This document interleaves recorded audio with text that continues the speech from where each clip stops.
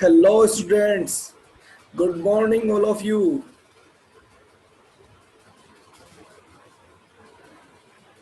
मैं हूं आपका केमिस्ट्री टीचर करुण खंडेलवाल। आज हम पढ़ने वाले हैं 12th क्लास का टॉपिक सॉलिड स्टेट।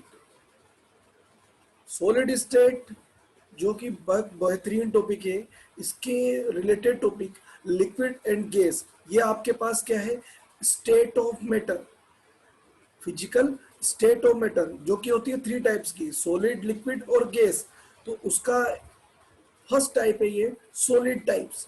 तो सॉलिड स्टेट्स जो आपके आसपास एनवायरनमेंट में आप चीजें देखते हो और उन चीजों में आप ऑब्जर्व करते हो, तो लिक्विड और गैस को आप पहचान लेते हो और सॉलिड को भी पहचान लेते हो। मतलब आप देखते ही चीजों को ऑब्जर्व करके पता लगा लेते हो कौन सा सॉलिड है और कौन सा लिक्विड है। जैसा कि हम देख रहे हैं, यह आपके एनवायरनमेंट में कुछ चीजें हैं।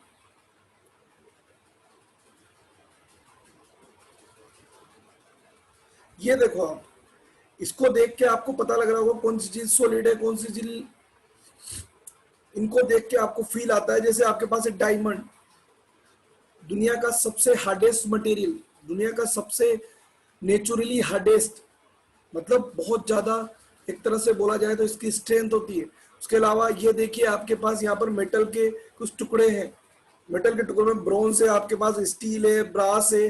ब्रास क्या है, एक मिक्सचर है, पर है मेटल का मिक्सचर। सॉलिड है वो, एल्यूमिनियम है, कास्ट आयरन है, कॉपर है। तो कुछ प्योर है, कुछ इम्प्योर थिंग्स है, पर है सब सॉलिड। ये देखिए, आपने मूवी देखी होगी आयरन मैन।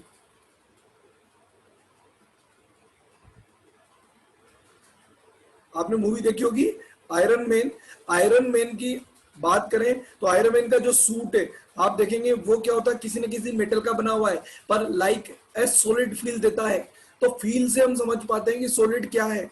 इस तरह से आप देखोगे, जैसे मूवीज में आपने देखा ये थोर का हैमर है तो काफी स्ट्रॉन्ग है, ऐसे कैप्टन अमेरिका की शील्ड है, ये काफी स्ट्रॉन्ग है। ठीक है, ये जो क्रिस्टल दे रखा है आपको, ये है, ये कुछ नहीं है, ये है NaCl का क्रिस्टल, जो आपकी हमेशा देखा है आपने। देखने से फील हमें तो लगता है कि NaCl क्या, तो व्हाइट कलर के क्रिस्टल्स होते हैं, पर आप देखेंगे वो उन क्रिस्टल्स के अंदर जो क्रिस्टल लैक्टिक्स होता है वो इस टाइप का होता है। तो सॉलिड स्टेट बड़ा इंटरेस्टिंग चैप्टर है। हम देखेंगे एक एक चीज करके कि किस तरह से सॉलिड में क्या क्या होता है, उनकी इंटरमोलिकुलर अट्रैक्शन किस टाइप की होती है। इसी वजह से एक सॉलिड दूसरे सॉलिड से डिफरेंस होता है। आप देखेंगे कोई भी जो है डायमंड है, डायमंड दूसरे जो मेटल पीसेस है, मेटल पीस भी आप देख पा रहे होंगे, अलग अलग मेटल पीस है और हर मेटल पीस में अट्रैक्शन अलग अलग होती है। जैसे मैं आपको एक छोटा सा एक्टिविटी करने की बात करते हैं। मान लो आपने एक आयरन बॉल ली और एक लिया आपने चोक। अब आपने उसको हैमर से मारा, मतलब हथौड़ी से मारा, तो आयरन बॉल आसानी से नहीं टूटेगी, जबकि चोक जैसे आप हथौड़ी से मारोगे वो तुरंत टूट जाएगी। इसका सिंपल सा मतलब क्या है, दोनों में जैसे कि चोक आसानी से टूट गई, इसका मतलब उसके है वो भी सॉलिड और आयरन बॉल भी सॉलिड है।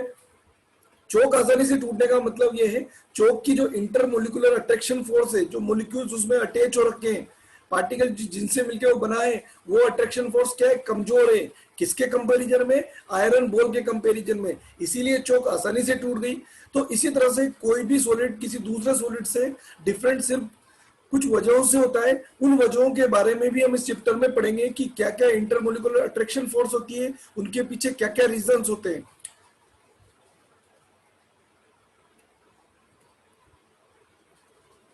अब देखो, सबसे पहले पढ़ने से पहले हम ये चीज जानते हैं कि सॉलिड आया कहां से। तो सॉलिड कहां से आया है, मैटर से। अब आप कहेंगे सर ये मैटर क्यों, देखो आप समझे इस चीज को। Anything that can occupy the space, ऐसी चीजें जो स्पेस ऑक्यूपाई करती है वो सब क्या होती है, मैटर्स होती है। Anything that can occupy the space and have an mass, that's called matter. आप जिस रूम में बैठ के ये पढ़ाई कर रहे हो, तो आप देख रहे होंगे इस वीडियो को, तो आप आसपास अपने जहां बैठे हैं वहां अगर ऑब्जर्व करोगे तो चीजों को, तो सभी चीजें लगभग स्पेस ऑक्यूपाई कर रही होगी और उनके अंदर मास होगा। आप देखिए आपके जहां बैठे रूम में वहां ट्यूबलाइट जली हुई है, बल्ब है, उसके अलावा आपका फर्नीचर है, जिस मेज पे बैठे हुए हैं, चेयर पे बैठे हुए, वो भी स्पेस ऑक्यूपाई कर रही है। वहां की जो एयर है वो भी स्पेस ऑक्यूपाई कर रही है। आपके कमरे की जो दीवारें हैं वो भी स्पेस ऑक्यूपाई कर रही है और उन सब में मास भी है। तो जितने भी most of the visible things होती है जिनके अंदर मास होता है और जो स्पेस ऑक्यूपाई करते हैं वो सब मैटर होते हैं। आपको बता दूं मैं ये चीज कि जितनी भी विजिबल थिंग होती है मतलब मोस्ट ऑफ द थिंग सभी कुछ मैटर्स होते हैं। तो फिर मैटर ऐसी कौन सी थिंग है जो मैटर नहीं होती? आपके रूम में अगर ट्यूबलाइट जल रही है तो उस ट्यूबलाइट से जो प्रकाश आ रहा है मतलब लाइट आ रही है, this light is a energy.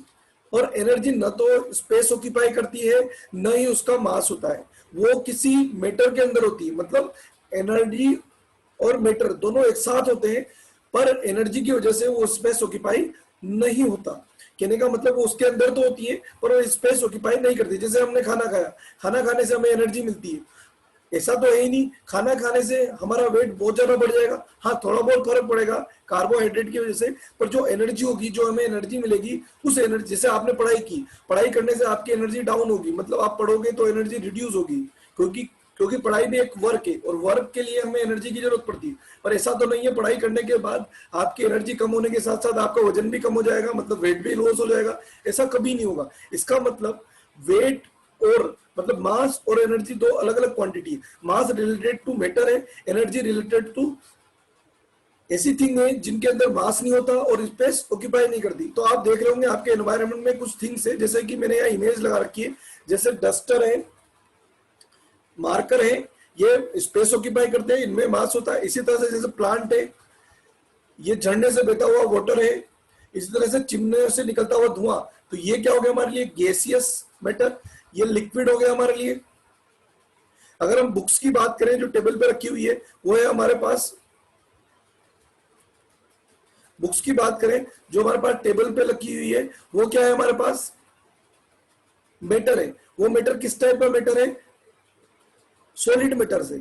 देखने से हमें रिजिड लग रहा है, उनके अंदर मास है, स्पेस ऑक्यूपाई करिए। इसके अलावा हमारे पास कुछ खाद्य पदार्थ है, मतलब फूड सप्लीमेंट्स है, जैसे फूड्स है, जैसे हमारे पास वीट है, हनी है, राइस है, शुगर है, मिल्क है, पल्स मतलब दालें हैं। ये सभी चीजें क्या है हमारे पास? मैटर्स है। तो मैटर क्या होंगे? Anything that can occupy the space and has मास। जो मास रखती है और स्पेस ऑक्यूपाई करती है वो सभी चीजें क्या होगी? मैटर्स होगी। अब मैटर्स टू टाइप से डिवाइड होती है, फिजिकली डिवाइड होती है और केमिकली डिवाइड होती है। जब मैटर को फिजिकली डिवाइड करते हैं फिजिकल प्रॉपर्टी के बेस पर, तो ये थ्री टाइप की हो जाती है, सॉलिड, लिक्विड और गैस। ये छोटी क्लासों में आपने इनके बारे में काफी अच्छे से पढ़ा होगा। तो अगर मैं बात करूं स्टेट ऑफ मैटर्स की, तो जिसको हम बोलते हैं, ये स्टेट ऑफ मैटर किसके हिसाब से डिवाइड है? फिजिकल स्टेट ऑफ मैटर, एक तरह से फिजिकल प्रॉपर्टी के हिसाब से डिवाइड है। तो हमारे पास थ्री थिंग्स होगी, सॉलिड, लिक्विड एंड गैस। जैसा कि आप स्क्रीन पे देख रहे हो, तो आपके पास मैटर थ्री टाइप्स के होंगे, सॉलिड, लिक्विड और गैस। अब सॉलिड के बारे में भी आपको थोड़ा थोड़ा नॉलेज है, लिक्विड के बारे में भी, गैस के बारे में भी, जो आपने छोटी क्लासों में पढ़ा है। पर मैं आपको इसके बारे में बताऊंगा किस तरह से इसमें मैटर्स आपस में जुड़ा हुआ है। आप देखिए इस चीज को,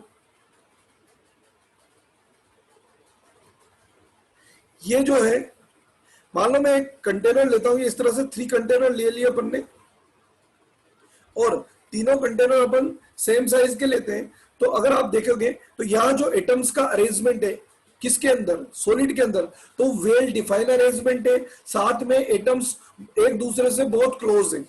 एटम क्लोज होने का मतलब ये है कि मैं आपको इधर छोटा सा इधर बना के बता रहा हूं।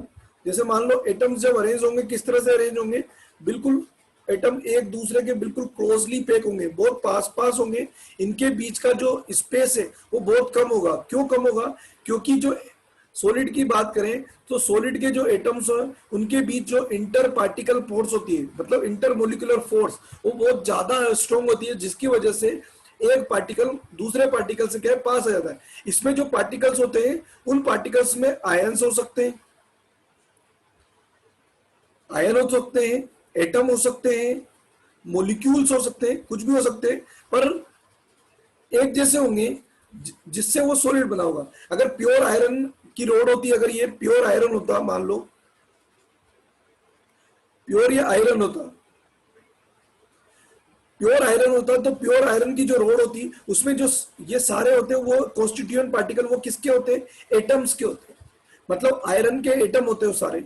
इनके बीच क्या होगा, इंटरमोलिकुलर अट्रैक्शन फोर्स काफी हाई होता है, जिसकी वजह से इनके बीच का जो एटम के बीच का जो गैप है, मतलब इनके बीच की डिस्टेंस, इंटर पार्टिकल डिस्टेंस, वो बहुत कम हो जाती है। तो इस तरह से सॉलिड बनता है। ठीक है, अगर मैं लिक्विड की बात करूं तो दो चीजों को कंपेयर करा रहा हूं मैं, आपको लिख देता हूं यहां, इंटर मोलिकुलर अट्रैक्शन फोर्स और इंटर मोलिकुलर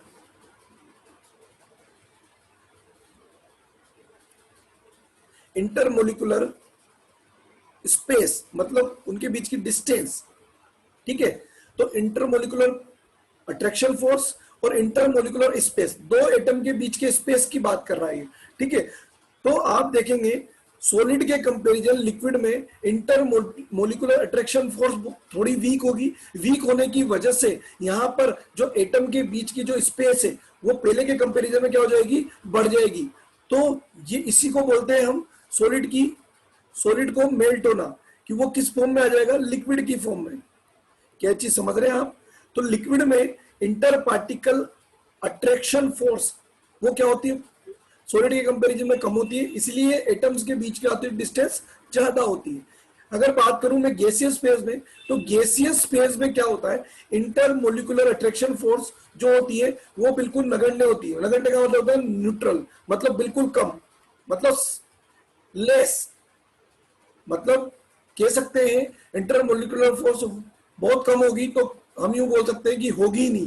तब यहां पर क्या होगा, इंटरमोलिकुलर अट्रैक्शन फोर्स कम होने की वजह से यहां पर पार्टिकल एक दूसरे से कनेक्टेड नहीं होंगे, तो वो क्या होंगे, फ्री स्टेट में होंगे। इसीलिए गैस के पार्टिकल्स क्या होते हैं, फ्री टू मूव। कैसे होते हैं बेटा, फ्री टू मूव, वो आसानी से इधर से उधर मूव कर पाते हैं, क्योंकि उनकी इंटर पार्टिकल अट्रैक्शन फोर्स बहुत कम होती है। इनकी वजह से इनके बीच का जो स्पेस है, मतलब इनके बीच का इंटरमोलिकुलर स्पेस, वो क्या हो जाता है, बहुत ज्यादा बढ़ जाता है। इसीलिए गैस के पार्टिकल क्या होते हैं, किसी भी एरिया को कवर कर लेते हैं। अगर मैं बात करूं, इन तीनों को कंपेयर कराऊं, तो मैं जैसे पहचानता हूं इनको, किस तरह से पहचानता हूं, तो मैं सबसे पहले बात करता हूं इसके शेप और एरिया की। अगर मैं बात करूं एरिया की, तो शेप और एरिया की बात करूं मैं, तो शेप क्या करेगा, इसका इंटर पार्टिकल अट्रैक्शन फोर्स बहुत ज्यादा है, तो सॉलिड का शेप क्या हो जाएगा, बिल्कुल डेफिनेट हो जाएगा। मतलब सॉलिड के शेप को जब एक बार कोई सॉलिड बना देगा इंटर पार्टिकल अट्रैक्शन फोर्स की वजह से, तो वो सॉलिड का शेप क्या होगा, डिफाइन होगा। उसको किस तरह से समझते हैं, मान लो आपके घर पे कोई भी चीज है, कोई भी थिंग, जैसे टेबल है, आप उसको रख के चले जाते हो और कहीं 2-5 दिन घूम के वापस आते हो, तो टेबल का शेप क्या होगा, सेम टू सेम रहेगा, मतलब वैसा का वैसा रहेगा जैसा पहले छोड़ के गए थे, क्योंकि उनके बीच में इंटर पार्टिकल अट्रैक्शन फोर्स क्या बहुत अच्छी क्वालिटी की है, जिस वजह से उसका शेप बार बार चेंज नहीं होगा। पर बात करें मैं लिक्विड की, तो लिक्विड में शेप क्या होगा, वो डिपेंड करेगा कि वो किस कंटेनर में। जैसे मैं एक एग्जांपल लेता हूं, मान लो मैंने लिया 1 लीटर मिल्क, और 1 लीटर मिल्क को मैंने एक कंटेनर लिया, ए कंटेनर, और एक कंटेनर लिया मैंने बी कंटेनर। ए कंटेनर जो है,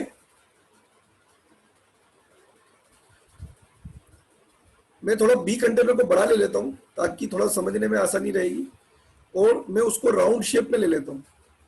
ये राउंड शेप में ले लिया मैंने, और एक और कंटेनर ले रहा हूं मैं जो और ज्यादा बड़ा है, इसमें ये लो। तो मैं अब A, B and C container, 3 container लिया। एक कंटेनर की बात करूं मैं, तो जो एक कंटेनर है मेरे पास, वो एक कंटेनर क्या है, उसमें मैंने 1 लीटर मिल्क डाला। ये कंटेनर आपको देखने में सिलेंड्रिकल लग रहा है, तो इसमें क्या गया है, ये मिल्क क्या है, जो लिक्विड है, तो ये सिलेंडर का शेप ले लेगा। इसी एक कंटेनर से इस मिल्क को निकालकर मैं बी कंटेनर में डालूंगा, तो आप देख पा रहे हो ये राउंड शेप है, तो ये अंडे जैसा दिख रहा है आपको, अंडाकार, तो उस तरह का शेप ले लेगा।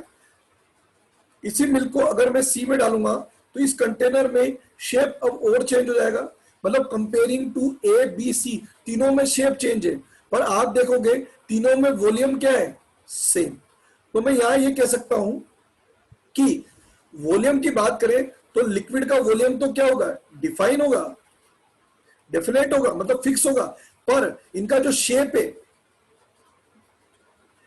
वो क्या होगा, अनडिफाइंड या इनडिफाइंड भी बोल सकते हैं आपको। मतलब ये बार बार क्या होगा, चेंज होता रहेगा। मतलब इसको यूं लिख सकते हैं आप, नॉट फिक्स्ड।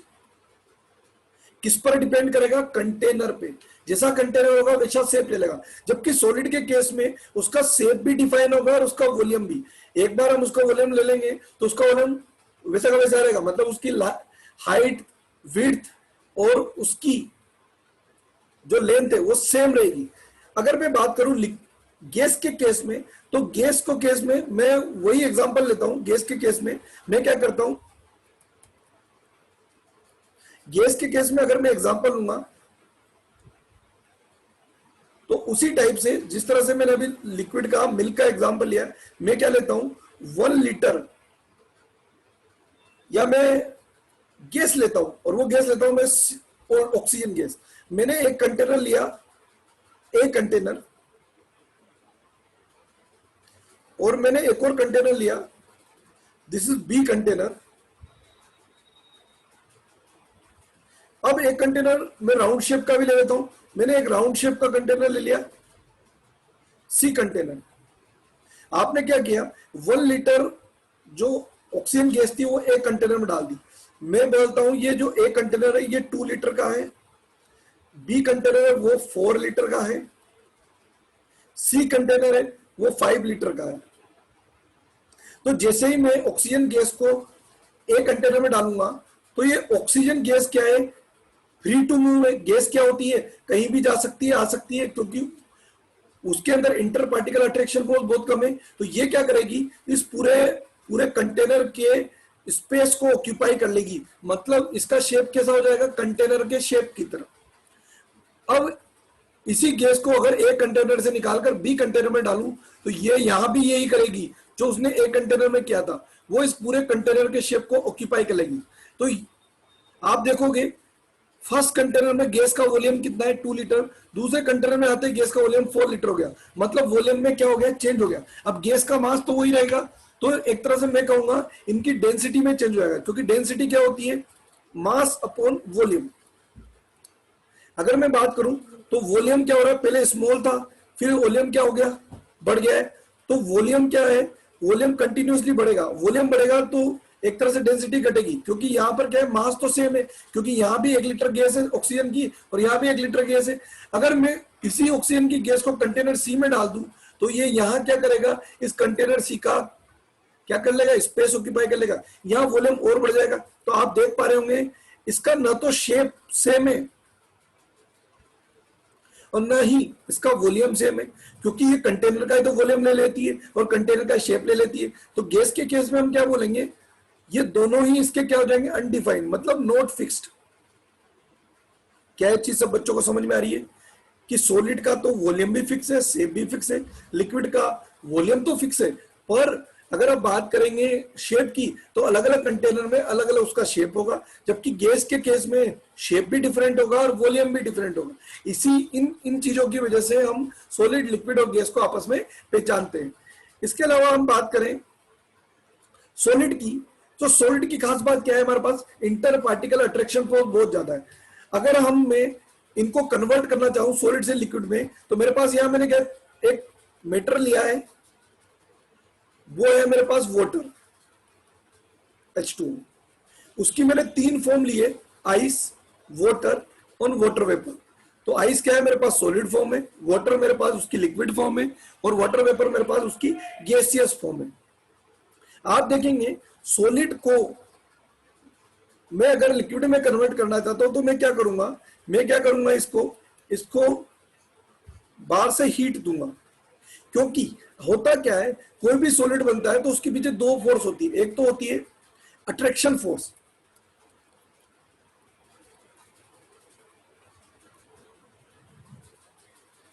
क्या होती है बेटा, एक तो होती है आपके पास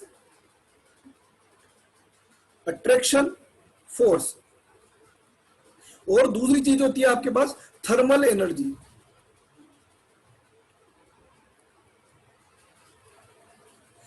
अब होता क्या है समझ रहे हैं आप इस चीज को? दो चीजें हो गई आपके पास। सॉलिड के केस में अट्रैक्शन फोर्स हाई होती है और थर्मल एनर्जी लो होती है।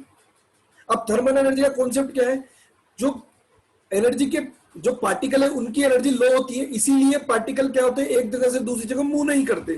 तो सॉलिड के केस में क्या होता है, अट्रैक्शन फोर्स बहुत ज्यादा होगी, थर्मल एनर्जी बहुत कम होगी। अब मान लो मैं हीट देता हूं यहां से, जैसे सॉलिड को मैं हीट दे दूंगा तो सॉलिड के पार्टिकल क्या होंगे, उनको एनर्जी गेन होगी। एनर्जी गेन होगी मतलब एक तरह से क्या करूंगा मैं, हीट देकर मैं क्या कर रहा हूं, समझना आप इस चीज को ढंग से। मैंने एनर्जी दी मतलब क्या किया मैंने, हीट किया। हीट करूंगा तो टेम्परेचर बढ़ेगा, टेम्परेचर बढ़ेगा तो थर्मल एनर्जी बढ़ेगी।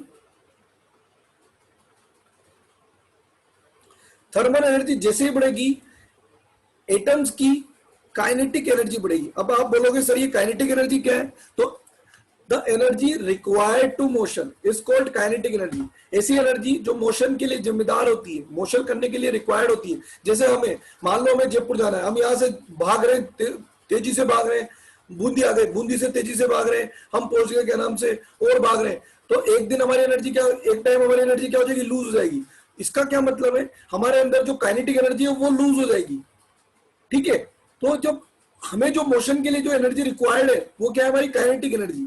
वो कहां से मिलेगी, हम तो क्या है खाना खाते हैं और हम रेस्ट करेंगे तो उससे वो एनर्जी हमें गेन होती है। ठीक है, जबकि पार्टिकल के पास क्या है, हम उसको हीट देकर वो एनर्जी गेन करवाते हैं। तो हीट जैसे ही देंगे हम उसको गर्म करेंगे, एक तरह से टेम्परेचर बढ़ेगा, थर्मल एनर्जी बढ़ेगी तो उसकी काइनेटिक एनर्जी बढ़ेगी। जैसे ही सॉलिड की काइनेटिक एनर्जी बढ़ेगी, अब सॉलिड के पार्टिकल मोशन तो कर नहीं कर सकते, तो वो अपनी ही जगह पर क्या करेंगे, वाइब्रेशन करेंगे। क्या पढ़ेंगे बेटा, वाइब्रेशन, कंपन करेंगे। जब अपनी जगह कंपन करेंगे तो वो अपने पास वाले एटम से क्या करेंगे, टक्कर करेंगे, कोलिजन करेंगे। अब धीरे धीरे जैसे जैसे हम हीट बढ़ाते जाएंगे टेम्परेचर बढ़ता जाएगा, थर्मल एनर्जी बढ़ती जाएगी, काइनेटिक एनर्जी भी उसके साथ साथ बढ़ती जाएगी। कहने का मतलब टक्करें जो होगी वो स्ट्रॉन्ग होगी, मतलब बहुत तेजी से होगी। जितनी ज्यादा टक्कर स्ट्रॉन्ग होगी पार्टिकल में अनबैलेंस होना हो जाएगा, मतलब अनबैलेंस होने लग जाएगा। अब जैसे जैसे टक्करें बढ़ती जाएगी वैसे वैसे उनके बीच की जो अट्रैक्शन फोर्स है वो क्या हो जाएगी, कमजोर पड़ जाएगी। जैसे जैसे अट्रैक्शन फोर्स कमजोर होगी, इंटर पार्टिकल अट्रैक्शन फोर्स कमजोर होने से उनके बीच का जो स्पेस है वो बढ़ता जाएगा और एक टेम्परेचर पॉइंट पे आकर, टेम्परेचर के एक पॉइंट पर आकर टक्करें मतलब कोलिजन इतना ज्यादा हो जाएगा कि उनके बीच का जो इंटर पार्टिकल अट्रैक्शन फोर्स है वो इतना घट जाएगा, जिसकी वजह से उनके बीच में जो स्पेस है वो इतना बढ़ जाएगा कि वो स्पेस किसके बराबर हो जाएगा, लिक्विड के बराबर। वो जो टेम्परेचर पॉइंट होता है, this temperature point is called melting point. क्या बात समझ पा रहे हो, हमने टेम्परेचर बढ़ाया, वो टेम्परेचर पॉइंट जिस पर कोलिजन इतना ज्यादा होगा कि सॉलिड किस में कन्वर्ट हो जाएगा, लिक्विड में, और उनके बीच में स्पेस बढ़ जाएगा। This point is called melting point. Ice और वाटर के केस में वो मेल्टिंग पॉइंट कितना होगा बेटा, 0 डिग्री सेंटीग्रेड। 0 डिग्री पर आइस किस में मेल्ट होना स्टार्ट हो जाएगी, वाटर में। अब आपने देखा हीट बढ़ाने से टेम्परेचर बढ़ा, टेम्परेचर बढ़ाने से थर्मल एनर्जी बढ़ी और काइनेटिक एनर्जी बढ़ी। काइनेटिक एनर्जी बढ़ने से क्या हुआ, इंटरमोलिकुलर अट्रैक्शन फोर्स। तो मैं शॉर्ट फॉर्म में अट्रैक्शन फोर्स ही लिख रहा हूं यहाँ। अट्रैक्शन फोर्स क्या हो जाएगी, इसके इनवर्सली प्रोपोर्शनल हो जाएगी, तो वीक हो जाएगी। अट्रैक्शन फोर्स वीक होने से इसके बीच का जो स्पेस है, मतलब मैं यहां लिख रहा हूं पार्टिकल स्पेस,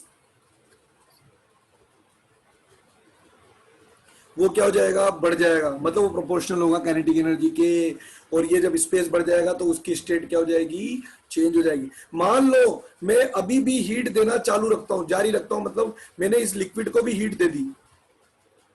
अगर मैं इस लिक्विड को भी हीट दूंगा तो क्या होगा, इसका भी टेम्परेचर बढ़ेगा, थर्मल एनर्जी बढ़ेगी, काइनेटिक एनर्जी बढ़ेगी, मतलब इनमें भी और टक्करें होंगी। अब आपने देखा ये वाटर के पार्टिकल एक तरह से, मतलब लिक्विड के पार्टिकल सॉलिड के पार्टिकल के कंपैरिजन में ज्यादा थर्मल एनर्जी में, क्योंकि हमने एनर्जी दी है उनको, थर्मल एनर्जी बढ़ा दी है, तो उनके और काइनेटिक एनर्जी भी ज्यादा होगी। मतलब कहने का मतलब मैं यूं कह सकता हूं एक वर्ड में, kinetic energy of solid particle और kinetic energy of liquid particle, ये क्या होगी, थोड़ी सी ज्यादा होगी इसके कंपैरिजन में, क्योंकि थर्मल एनर्जी ज्यादा है इनकी। अब मैं और एनर्जी दे रहा हूं, हीट देने से क्या होगा, टेम्परेचर बढ़ेगा, थर्मल एनर्जी बढ़ेगी, थर्मल एनर्जी बढ़ने से काइनेटिक एनर्जी बढ़ेगी, और इनकी अट्रैक्शन फोर्स, अब क्या होगा, थर्मल काइनेटिक एनर्जी जितनी बढ़ेगी, लिक्विड के केस में भी वही होगा। यहां पर पार्टिकल के बीच में बहुत ज्यादा कोलिजन होगा, कोलिजन के टकरे होंगी, टकरे होने से इनके बीच की जो अट्रैक्शन फोर्स है वो कमजोर पड़ जाएगी, कमजोर पड़ने से इनके बीच का जो स्पेस है बढ़ता जाएगा, और एक टेम्परेचर पॉइंट पर, एक फिक्स टेम्परेचर पॉइंट पे, जिस टेम्परेचर पॉइंट को हम बोलेंगे बॉइलिंग पॉइंट, शॉर्ट फॉर्म में लिख दिया मैंने, बॉइलिंग पॉइंट, उस टेम्परेचर पॉइंट पर ये लिक्विड किस में कन्वर्ट होना स्टार्ट हो जाएगा, गैस में। अगर वाटर की बात करें तो वाटर का जो, वाटर से वाटर पेपर बनता है, उसका बॉइलिंग पॉइंट क्या होता है, 100 डिग्री सेल्सियस। तो ये क्या होता है, फिक्स टेम्परेचर पॉइंट, जिस पर कोलिजन इतने ज्यादा होते हैं कि वाटर को मजबूर हो जाना पड़ता है किसके कन्वर्ट होने के लिए, वाटर वेपर में कन्वर्ट होने के लिए। तो आप समझ गए होंगे, आपने सॉलिड की थर्मल एनर्जी बढ़ाई, जिसकी वजह से लिक्विड में बदल गया, वो लिक्विड की थर्मल एनर्जी बढ़ाई तो गैस में बदल गया।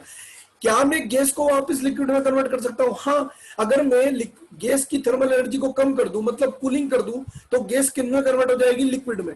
कैसे होगी, जैसे ही मान लो मैं उसकी थर्मल एनर्जी कम करूंगा, थर्मल एनर्जी कम करने से ये उल्टा प्रोसेस होगा पूरा, उसकी काइनेटिक एनर्जी क्या हो जाएगी, कम हो जाएगी, उसका टेम्परेचर कम हो जाएगा, हीट कम हो जाएगी, थर्मल एनर्जी कम हो जाएगी, तो अट्रैक्शन फोर्स क्या हो जाएगी, बढ़ जाएगी। बढ़ने की वजह से एटम्स क्या हो जाएंगे, पास आने लग जाएंगे, पास आते आते आते वो क्या हो जाएगा, गैस से किस में कन्वर्ट हो जाएंगे, लिक्विड में। This process is called condensation. क्या बोलते हैं बेटा, कंडेंसेशन। आपको मैं बता दूं, जो बॉइलिंग पॉइंट होता है वही कंडेंसेशन पॉइंट होता है, मतलब 100 डिग्री सेल्सियस ही, मतलब पर आप किधर से किधर आ रहे होते हैं, गैस से लिक्विड में आ रहे होते हैं, वो कूलिंग प्रोसेस में होता है, मतलब गैस से आप लिक्विड में कन्वर्ट कर रहे हो, तो 100 डिग्री एक बैरियर है, मतलब वो एक तरह से आप जैसे घर पे होते हैं, जो दहलीज होती है, दहलीज क्रॉस करके, तो दहलीज के बाहर तो हम उसको घर का बाहर मानते हैं, और दहलीज के अंदर घर मानते हैं। तो इसी तरह से 100 डिग्री सेल्सियस क्या होता है, अगर आप उसको लिक्विड से गैस की तरफ जा रहे हैं तो बॉइलिंग पॉइंट मानेंगे, गैस से लिक्विड आ रहे हैं तो उसको कंडेंसेशन पॉइंट मानेंगे। बात समझ में आ रही है? फिर अगर मान लो आप लिक्विड से कहां जा रहे हैं, सॉलिड पे, लिक्विड को और आप क्या करते हो, उसका टेम्परेचर और कम करते हो, कूलिंग प्रोसेस करते हो, तो उसकी थर्मल एनर्जी बहुत कम हो जाएगी, काइनेटिक एनर्जी बहुत कम हो जाएगी, जिसकी वजह से पार्टिकल के बीच का अट्रैक्शन फोर्स बढ़ जाएगा, और वो धीरे धीरे पार्टिकल किस में कन्वर्ट होना चालू हो जाएंगे, सॉलिड में। तो लिक्विड से सॉलिड में कन्वर्ट हो जाएगा, तो वो भी एक, इसको बोलेंगे फ्रीजिंग, और एक पॉइंट पे होगा। तो अगर मैं बात करूं वाटर की, तो वाटर जो आइस में जाएगा तो वो 0 डिग्री सेंटीग्रेड पे जाएगा। तो सर, तो मेल्टिंग पॉइंट और फ्रीजिंग पॉइंट भी सेम होगा? हाँ बिल्कुल, फ्रीजिंग पॉइंट और मेल्टिंग पॉइंट भी क्या सेम होगा, पर प्रोसेस अलग अलग होंगे। फ्रीजिंग का मतलब होगा जब हम लिक्विड से कहा आ रहे हैं सॉलिड में, तो वो कूलिंग प्रोसेस के थ्रू होगा, जबकि हम अगर आइस से हम कहा जा रहे हैं वाटर पे, तो वो हमारे लिए क्या होगा, टेम्परेचर उसमें बढ़ेगा, काइनेटिक एनर्जी बढ़ेगी, तो वो हमारे लिए हीटिंग फिनोमिना होगा, और ये कूलिंग फिनोमिना होगा। आई होप आपको ये समझ में आ गया होगा। इसको मैं आपको एक वीडियो के थ्रू समझाऊंगा किस तरह से ये पूरा प्रोसेस हुआ। देखते हैं, मैं आपको शेयर करता हूं, ये आपको दिख रहा है वीडियो, आपको दिख रहा होगा, यहाँ गैसेस स्टेट है, यहाँ लिक्विड स्टेट है, सॉलिड स्टेट है। यहाँ पर गैस के जो पार्टिकल है वो उनकी जो, अब जैसा कि मैंने आपको बताया, गैस के पार्टिकल के बीच में, गैस के पार्टिकल की जो एनर्जी की बात करें तो उसकी थर्मल एनर्जी ज्यादा होती है, गैस के पार्टिकल की थर्मल एनर्जी ज्यादा होगी लिक्विड के पार्टिकल से, और तो काइनेटिक एनर्जी भी उसी रेशो में होगी।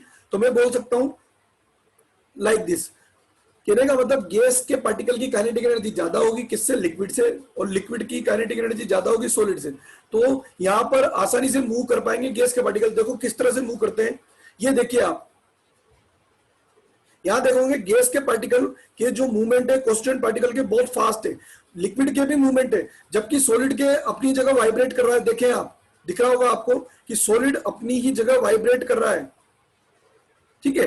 तो सॉलिड अपनी जगह वाइब्रेट कर रहा है, इसका मतलब क्या है, सॉलिड का शेप, पोजीशन फिक्स है, और इसके जो वाइब्रेशन है उसको ऑक्सीलेशन बोलते हैं। केमिकल मतलब अपनी केमिस्ट्री की टर्म में, ठीक है।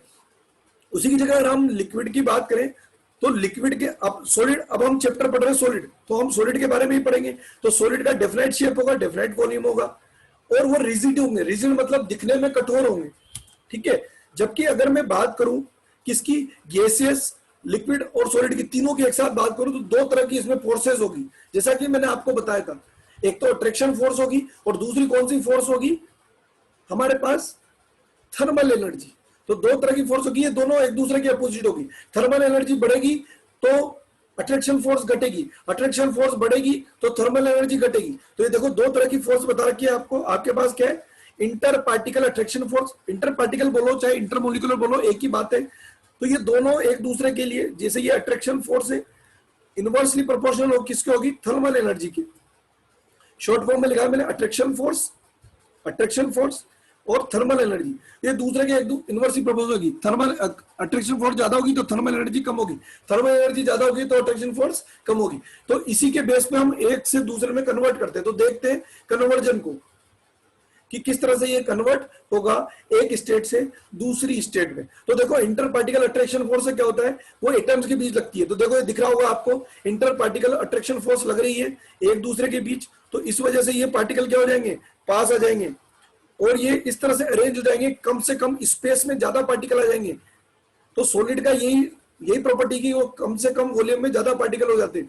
थर्मल एनर्जी की खास बात क्या है, आप देखें थर्मल एनर्जी किस पर डिपेंड कर रही है, मैंने आपको जैसे कि बताया था, थर्मल एनर्जी हीट पे डिपेंड करती है, वो हीट के ऑब्जर्वेशन पे चलती है।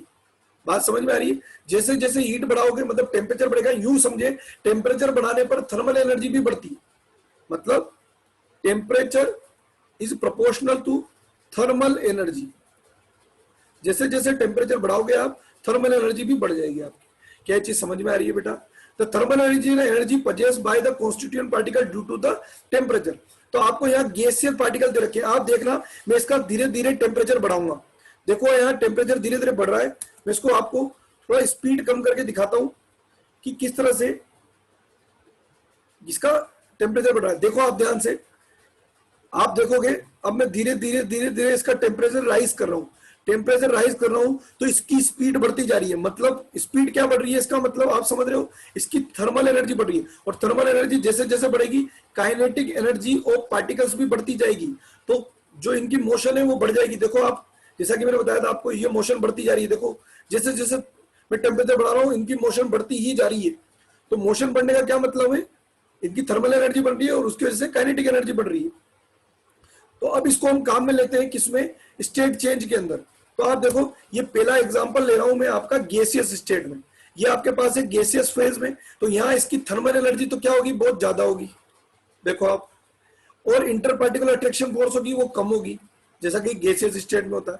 यहां देखो आप, पार्टिकल बहुत दूर दूर है। अब मैं क्या करता हूं, इसकी थर्मल एनर्जी को कम करता हूं। अब देखो थर्मल एनर्जी कैसे कम करते, टेम्परेचर में कम करूंगा, मतलब कूलिंग करूंगा, तो थर्मल एनर्जी क्या होगी बेटा, कम होगी। थर्मल एनर्जी कम होगी तो काइनेटिक एनर्जी भी कम हो जाएगी। काइनेटिक एनर्जी जैसे ही कम होगी तो अट्रैक्शन फोर्स जो आपकी होगी वो इसके इनवर्सली प्रोपोर्शनल होती है, तो अट्रैक्शन फोर्स क्या हो जाएगी, बढ़ने लग जाएगी। तो देखो इस पूरे चेंज को कि मैं कैसे गैस से कहां जा रहा हूं, लिक्विड पे।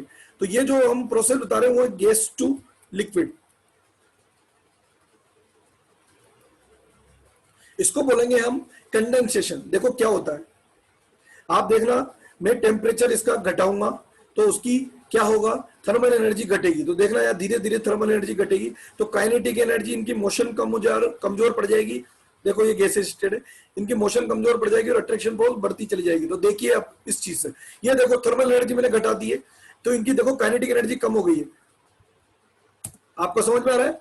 और पार्टिकल जो मोशन कर रहे थे उसकी मोशन की स्पीड क्या हो गई, कम हो गई, और अट्रैक्शन फोर्स बढ़ती चली जाएगी, तो ये पास आ जाएंगे धीरे धीरे।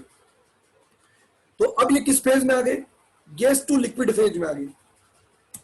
अब मान लो मैं इसकी टेम्परेचर और कम करूंगा तो वो किस फेज में चले जाएंगे, सॉलिड फेज में। मतलब मैं थर्मल एनर्जी को और कम करूंगा तो इंटर पार्टिकल अट्रैक्शन फोर्स हो जाएगी और कम हो जाएगी, सॉरी थर्मल एनर्जी कम करूंगा तो इंटर पार्टिकल अट्रैक्शन फोर्स और बढ़ जाएगी। तो वो किस स्टेट में पहुंच जाएगा, सॉलिड स्टेट में। देखो आपको मैं करता हूं, मैं टेम्परेचर और घटा रहा हूं इस स्टेट के बाद, तो थर्मल एनर्जी और घटेगी। तो देखिए मैं थर्मल एनर्जी घटा रहा हूं, तो जैसे जैसे थर्मल एनर्जी घटाऊंगा इंटर पार्टिकल अट्रैक्शन फोर्स बढ़ती जा रही है और थर्मल एनर्जी घटती जा रही है। तो जैसे जैसे थर्मल एनर्जी कम होती जाएगी, इंटर पार्टिकल अट्रैक्शन फोर्स बढ़ती जाएगी और इनके बीच का जो स्पेस है, पार्टिकल के बीच का स्पेस है, वो बहुत कम होता चला जाएगा। देखिए स्पेस कम होता जा रहा है जैसे जैसे अट्रैक्शन फोर्स बढ़ रही है। और ये देखो अब सॉलिड में आ गए, तो गैस से हम कहां पहुंच गए, लिक्विड, लिक्विड से कहां पहुंच गए, सॉलिड। किस वजह से, थर्मल एनर्जी कम करने की वजह से। तो इस तरह से ये स्टेट चेंज हो जाती है। बच्चों आई होप आपको समझ में आ गया होगा कि किस तरह से थर्मल एनर्जी कम होने से स्टेट चेंज होती है। अब यही प्रोसेस उल्टा भी कर सकते हैं हम, कि हम सॉलिड में थर्मल एनर्जी बढ़ाएं तो सॉलिड लिक्विड में बदल जाए, लिक्विड किस में बदल जाए, गैस में बदल जाए। तो आपको समझ में आ गया होगा। तो आज के लेक्चर में हमने पढ़ा है सॉलिड स्टेट के अंदर कि हमने सॉलिड के अंदर क्या क्या चीजें होती है जिसकी वजह से वो लिक्विड में बदलता है, लिक्विड किस में बदलता है, गैस में। तो ये सभी मेटर्स के अंदर होगा दो चीजें, कौन कौन सी, इंटर पार्टिकल अट्रैक्शन फोर्स और दूसरी सबसे बड़ी चीज थर्मल एनर्जी। दोनों एक दूसरे के इन्वर्सली प्रोपोर्शन होगी। थर्मल एनर्जी बढ़ाऊंगा तो अट्रैक्शन फोर्स कम होगी, अट्रैक्शन फोर्स बढ़ाऊंगा तो थर्मल एनर्जी क्या हो जाएगी, अट्रैक्शन फोर्स बढ़ाऊंगा थर्मल एनर्जी क्या हो जाएगी बेटा, बताओ बताओ, थर्मल एनर्जी क्या हो जाएगी, अट्रैक्शन फोर्स बढ़ाने पर कम हो जाएगी। तो ये चीज आपको समझ में आ गई होगी आई होप।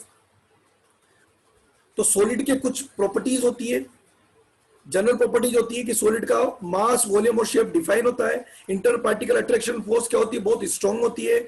इनके बीच डिस्टेंस बिल्कुल मिनिमम होगी, क्योंकि अट्रैक्शन फोर्स ज्यादा होगी तो डिस्टेंस क्या हो जाएगी, कम हो जाएगी। डेंसिटी की बात करूं तो इसकी डेंसिटी बहुत हाई होगी, क्योंकि कम वॉल्यूम में ज्यादा पार्टिकल आ जाएंगे, क्योंकि डिस्टेंस इनके बीच की कम है। तो कम वॉल्यूम में ज्यादा पार्टिकल आएंगे, ज्यादा पार्टिकल आएंगे तो मास बढ़ जाएगा, मास बढ़ जाएगा तो एक तरह से डेंसिटी क्या हो जाएगी, बढ़ जाएगी। वॉल्यूम कम होगा, मास ज्यादा होगा तो डेंसिटी अपने आप क्या हो जाएगी, बढ़ जाएगी। नेचर की बात करूं तो सॉलिड कैसे दिखते हैं, हार्ड और इनकंप्रेसिबल है। इनकंप्रेसिबल का मतलब सॉलिड के बीच के स्पेस पहले ही कम है, अगर आप उसको और कंप्रेस करना चाहोगे तो वो कंप्रेस नहीं होगा, मतलब कम से कम कंप्रेस होगा, मतलब लेस कंप्रेसिबल बोल सकते हैं आप इसको। डिफ्यूजन की बात करूं तो सॉलिड का डिफ्यूजन क्या होता है, वेरी स्लो होता है।